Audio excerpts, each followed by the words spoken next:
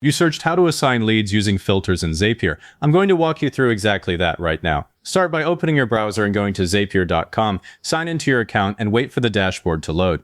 If you haven't already connected your lead source app and your CRM, do that now, because you cannot build this without them. Click the Create button up in the upper left corner and choose Zaps. The Zap editor opens on a blank trigger step. Click the trigger block. Search for the application where your new leads come in. That could be HubSpot, Typeform, Google Forms, Facebook Lead Ads, whatever you use. I'm using Google Forms, so I'll select that and pick New Form Response. You'd pick New Contact, New Lead, or New Form Submission depending on your app. Click Continue. If you haven't connected the account yet, Zapier prompts you to sign in and authorize it. Then configure the trigger, pick the specific spreadsheet or form, click Continue.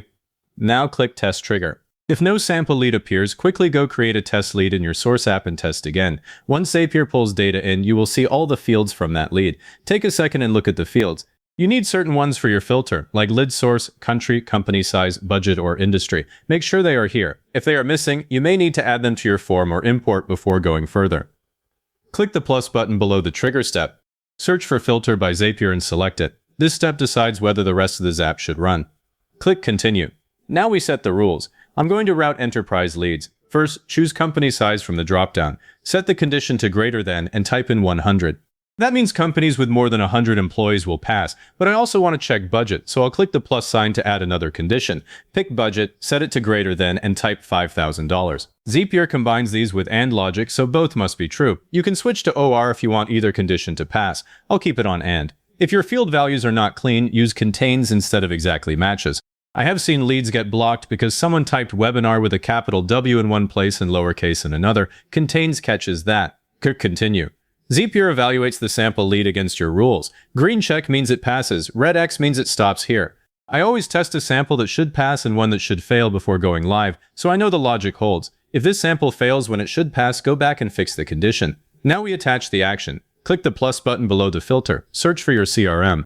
That might be HubSpot, Salesforce, Pipedrive, ClickUp, Asana, Trello. I'll use HubSpot and choose Update Contact Owner. Click Continue. Connect your account if you haven't. Now map the lead information. Zapier shows fields from your trigger on the left, your action fields on the right. For HubSpot, I need the contact's email to identify them. I'll map email from the trigger to contact email in the action. Then for the new owner, I can either hard code a specific rep or pull from a field. I'll set the owner to Luke Harrison. If you route different leads to different people, you will need additional filter and action pairs. I check the contact identifier field carefully. If that mapping is wrong, the whole thing fails silently and leads pile up unassigned. If click Test Step, Zapier runs the action with the sample data. Wait for the success message, then open your CRM in another tab. Verify that the lead is assigned to the correct owner and all the fields look right. If anything is off, adjust the mapping and test again. If you need to route leads to multiple teams, like enterprise to one person and SMB to another, you can duplicate this filter in action using Paths by Zapier. For this one, we are keeping a single filter. Before publishing, review every step. Click through the trigger, filter in action. Double-check the filters and slash or logic. I have accidentally left it on OR and let in a bunch of leads I did not mean to. Give your Zap a descriptive name, something like Assign Enterprise Leads to Luke. Click Publish. The Zap is now live. Let's verify it one more time. Create a sample lead that matches your conditions and watch Zap history to see it succeed. Then create one that does not match and confirm it stops at the filter. That way you know both paths behave the way you expect. Now that it is running, a few things you will want to stay on top of. Check Zap history regularly. Failed tasks at the filter or action still count against your plan, and you want to spot a pattern before it wastes your usage. If your routing gets complex with several teams, do not build 5 separate Zaps. Use Paths by Zapier. It keeps all the logic in one place and is much easier to maintain, and that filter is only as good as your data.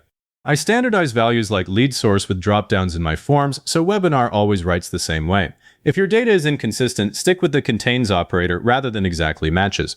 If this helped, hit the like button, subscribe, and leave a comment saying it was helpful. Comments push this video out to other people searching for the same thing.